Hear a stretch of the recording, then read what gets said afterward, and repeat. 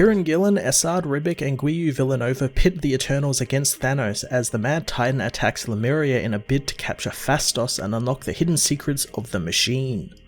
Kieran Gillen continues the really fantastic Hail Thanos storyline, upping the action this issue as Thanos battles against the Eternals, who continue to try and find their way in a post-celestial world, leading to them protecting their once mortal enemies, the Deviants, in Lemuria. I love Thanos just being this unstoppable force that he is, blowing his way through the Deviants to get what he wants, bringing his story into odds with Thena and Tolaus, with the villain pulling the biggest dick move ever and refusing to kill Tolaus since that would be a mercy to the sick Deviant, which in turn leads to the inevitable ending of Tolau at the hands of Thena. Tolau's story has been really heartbreaking since, despite his drive to change his deviant ways and find something to love, he still fell victim to his baser instincts. It was a really sad moment, and one that also looks to be fueling Thena's development and putting Thanos squarely in her crosshairs, so now she's got a reason to get revenge. There was also a really great parallel between Thanos and Thena this issue, and throughout their whole stories, with Thanos having undergone his quest for love as well, and finding it and losing it over and over again, and Thena has been going through that as well, with finding love throughout the ages with the Deviants, and then finding one who actually reciprocates that love, and actually someone who she feels with, that being Tolau, and that being just snatched from her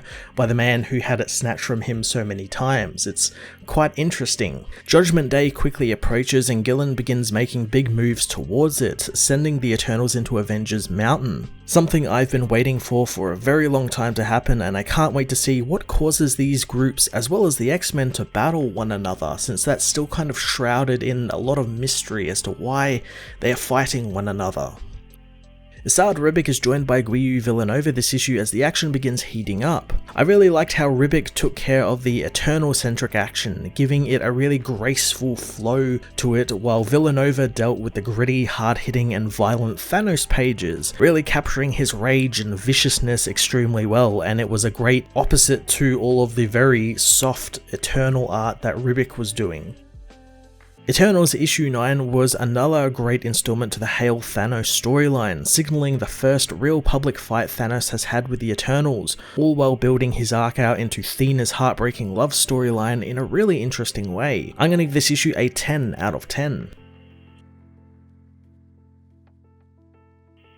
Eternals issue 9 finds Cersei coordinating with the other Eternals as they face down Thanos and his army, while Icarus races off to confront the Mad Titan. Sprite meanwhile confronts Thena, demanding that she get into the fight as Thena tells Tolau that this is one part she wished he didn't have to see, knowing that the Eternals must fight now. Kingo is designated as the last line of defense on Phastos as the being realizes that Thanos has come for him. Cersei tells him to keep on with his work and if he can find a way for them to come for him. Machine knows that the Eternals' plan of leaving Lemuria to save it was perfect, but Thanos has deployed the Oceanic Watch and they are perfect too. Watch's massive laser blows apart the city as Thanos reminds them that if they kill Phastos, he'll just be reborn in the machine, so there is no need to be gentle. The Watch continue blowing through the city as Thanos becomes angered with them, demanding they stop being so gentle. Lemuria unleashes her own defenses, firing Eternal-seeking missiles from their battlements, but they do nothing to the Watch's huge weapons of war. Luckily, there is another weapon Lemuria can use, and it's Icarus, who easily blows through the weapon like an arrow through flesh. The Eternals confront the Oceanic Watch and their members, but Machine knows that the Eternals have an edge, since they can easily identify their targets, whereas the Watch has a whole city of people to consider, along with Sprite's illusions, making it harder for the villains to determine who's a friend and who's a foe.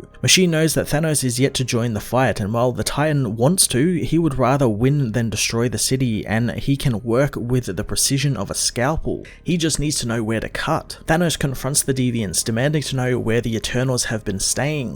One coward says they've been staying with Tolau the Delirious, pointing the way to his quarters. Tolau meanwhile looks over his completed statue, wondering if art can make all of the horror bearable for him. Thanos smashes his way into the home, looking over Tolau's work and finding it interesting that Tolau is the lover of an Eternal, finding lots of passion and grief in his work. Powering up his fist, he knows that it's philosophically deluded, knowing that as an artist himself, he knows about criticism, blasting the statue and melting it, proving nothing is eternal, not Thena or her love. Thanos won't ask him to betray Thena, grabbing the being and saying that her love for him will be his new weapon, since art is a weapon and all weapons are art. Thena confronts Thanos, demanding he leave Tolau alone, as Thanos knows that her weakness brought her running to him. Thena thinks the Mad Titan is a fool to mock love, especially since his love almost destroyed the universe, so him of all people should know that love is power. Thanos is angered, threatening to kill Tolau as he asks where Phastos is. Tolau tells Thena not to give up anything, since Thanos killing him would be a mercy. Thena considers the outcomes, telling Thanos where Phastos is and telepathically sending him the coordinates and showing enough of herself to let Thanos know she is telling the truth. Thanos thanks her, telling Tolau an artist's work increase in value after the creator dies. He soon senses the tragedy that killing Talos would be a mercy thanks to his excess deviation, something Thanos cannot be seen doing.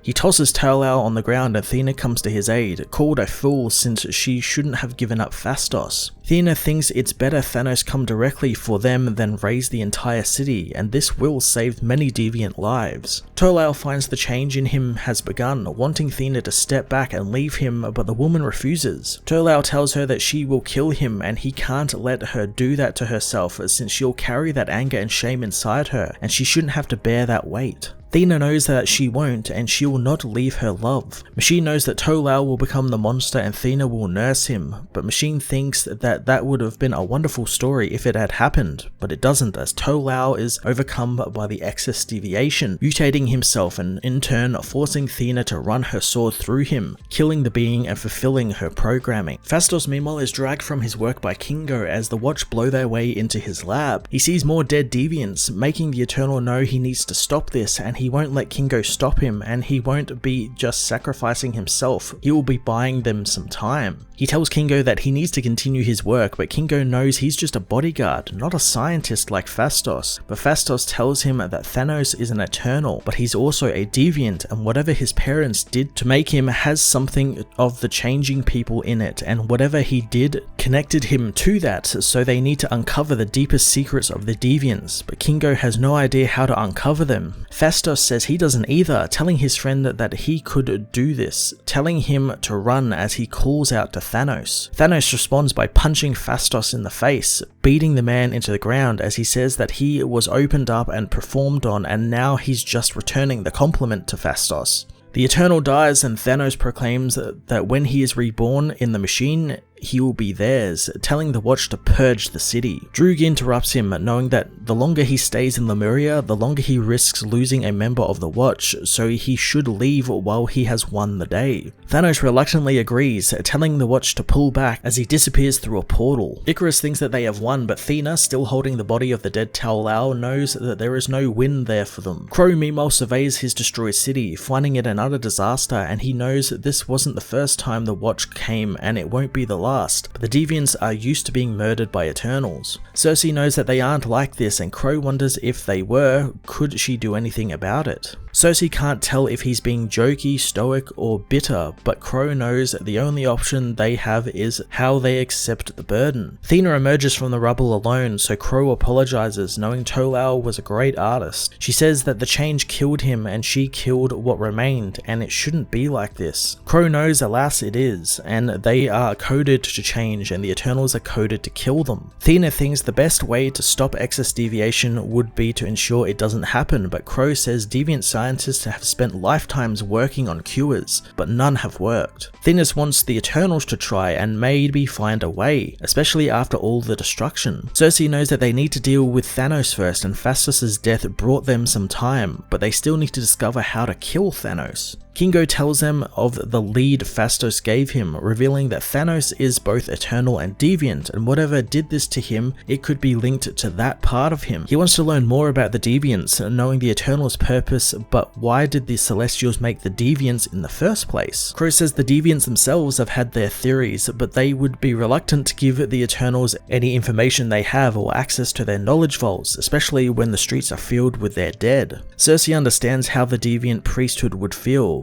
but it's not the only one, as later at Celestia, Ajax says that for an Eternal to truly beget an Eternal, it would require them to not be an Eternal, but the deviation would be heresy. Makaru thinks that everything is heresy to Ajax, but it's difficult to gain true celestial knowledge, especially with the Celestials all dead. She realizes that there is one place left, as Ajax knows as well, but its guards are feared across civilized universes, and they are vengeance personified. She knows to understand Thanos and the Deviants, they're going to have to go deep into the lair of their greatest foes. Sprite wonders what they are talking about and what lays under Lemuria, but Ajax doesn't speak of Lemuria since that would be easy, but these foes scurry around the inside of a god's corpse, and even their name shows exactly how unforgiving they are. Ajax reveals to gain the knowledge they need, they must infiltrate the dead celestial that the Avengers now call Avengers Mountain.